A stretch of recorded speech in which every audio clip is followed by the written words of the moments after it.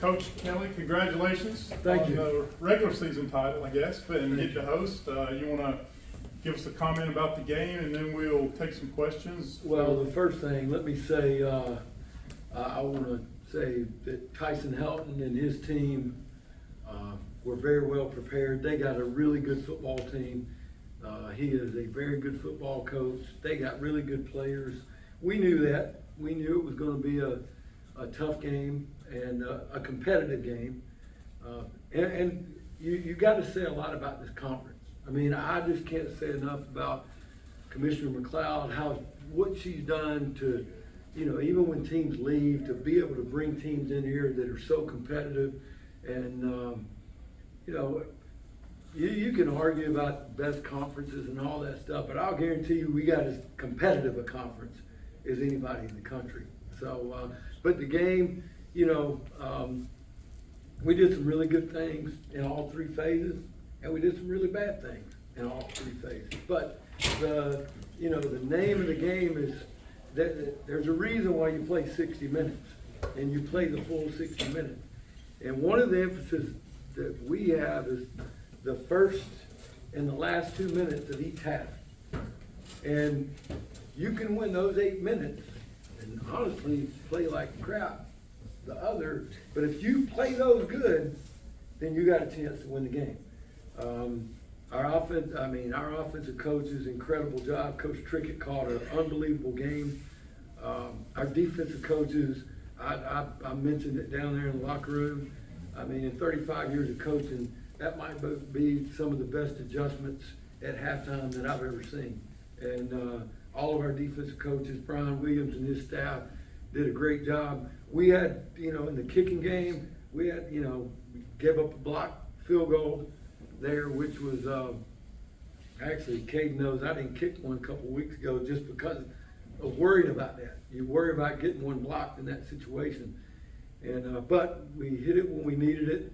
And, I'm very proud of our guys for, again, focusing on the process instead of focusing on results. I didn't mention the championship game all week. We talk about playing a championship game every week, but we didn't talk about the championship game. We just talked about what we had to do to focus on to be able to get the result we wanted. And that's hard for young people. It's hard for older people. But again, I'm very proud of our team. Love them, love their competitiveness, and we got another opportunity to play. Obviously, you're a newcomer. Most of the staff is a newcomer. You have about half the team is a newcomer. Same result there. Just what does it say about this team, and maybe you feel maybe a little vindicated with a lot of the doubters that maybe people were doubting this team before this year? Well, let me say, and I'll say this. There have been some great football coaches at Jax State, and there have been some great teams. They've been winning at Jax State for a long time. There's a tradition of that. And the people that grew up around here, they know that. Now, I got to give a lot of credit to Greg Seitz, our administration, board of trustees. Because they put the things in place that help you be successful. Listen, I've said this before. Rich Rod did a great job. He did a great job. He was a perfect coach for the perfect time. And, I got a lot of respect for what he did. But at the same time, I'm not Rich Rod. I'm not going to try to be somebody I'm not. I'm just going to be me. I believe this. When you recruit, you're going to attract people like yourself.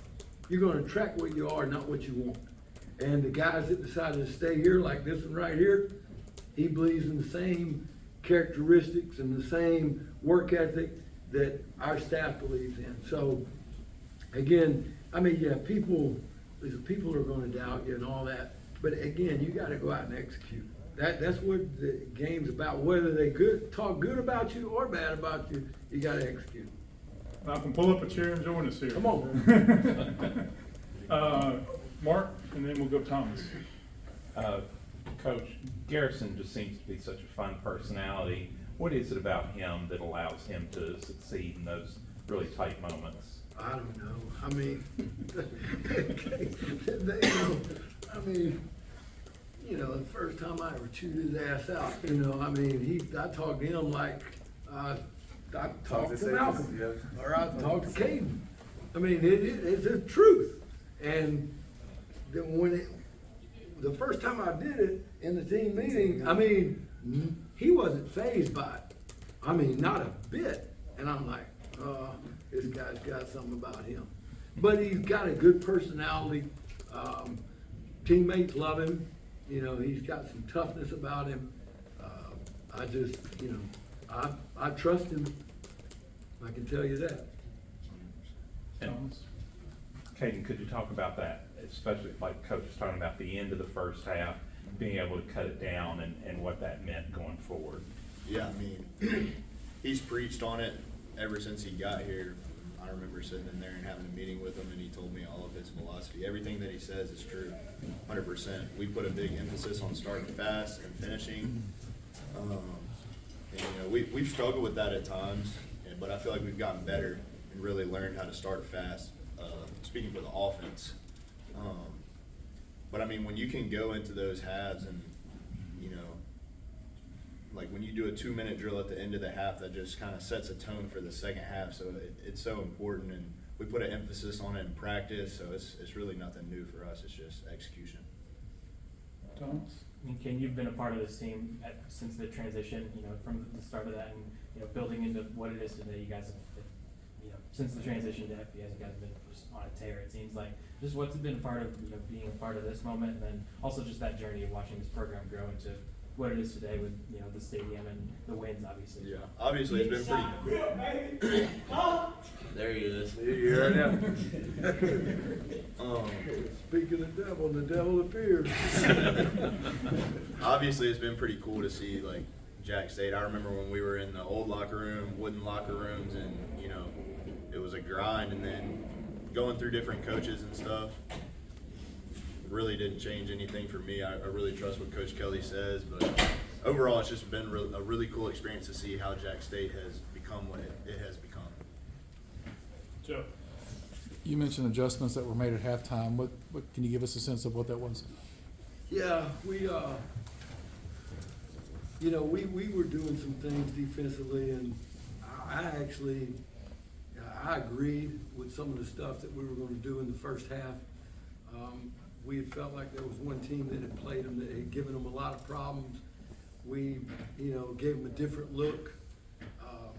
They hit a couple of big plays, and then I just told B, I said, listen, let's do what we know, what we're good at, and go execute it. Let's cover them when we got to cover them.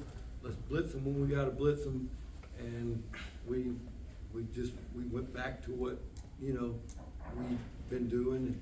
And again, that wouldn't be that's on me. I mean, I wanted to give them a little something different.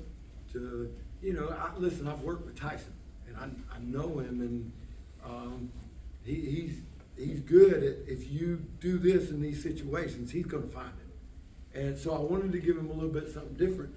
We just didn't execute it very well, and I don't know if we. I probably recommended a little too much. Sometimes it's better when, you gotta let your coaches coach, but you gotta see and, see where things fit. But Brian did a really good job, at halftime of just, and even at the end of the second quarter, we had them settled down, and we felt like they popped that run right before halftime. It was, just a communication thing. We had the front slanting, and we just weren't on the same page on that play. But after that, we got it settled down. Garrison, can you talk about kind of as what's going through your mind as they're setting up that last field goal, and also why do you seem to thrive so much in those situations? Honestly, I was kind of hoping we'd score a touchdown. He's honest with the judge now, I'm telling you. But sorry about that. Honestly, I'm just kind of thinking like, what can I don't do anything different. Just do the same thing I've done all day and all week, basically all year, and just stick with what I know. And that's just 3 steps back, 2 steps to the right, and let the O-line go to work, and then bang it through. And honestly, I think just my first game, I was just thrown into it, so it's kind of become normal.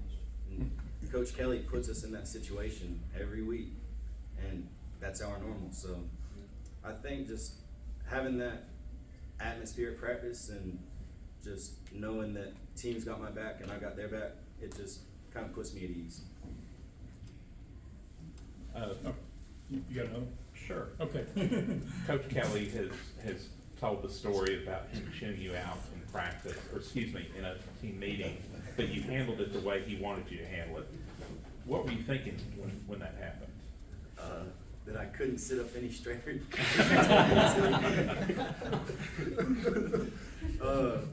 Honestly, I was like, ooh, that's not good. It's like the first day of camp and I'm getting yelled at already. So I was just like, I gotta focus on what I gotta do right and kind of not cut up and just be an older guy. So it's that. Right. So then this year, kind of, you guys were here last year, maybe in different roles, but just what maybe has allowed the continuity of the same level of success between, you know, and even, I mean, going back 3 years ago, you guys were top 3 in the bowl game. So what has allowed for the continuity in your eyes as players?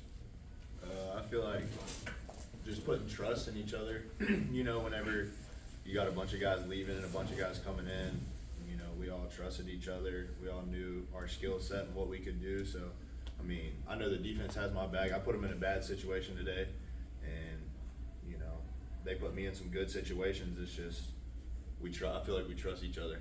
It's just a different bond around here. Sure. Caden, you had a lot of big completions today, but probably none bigger than 3rd and 15 on that last drive, the scramble and the throw to Petway. Just take us through that.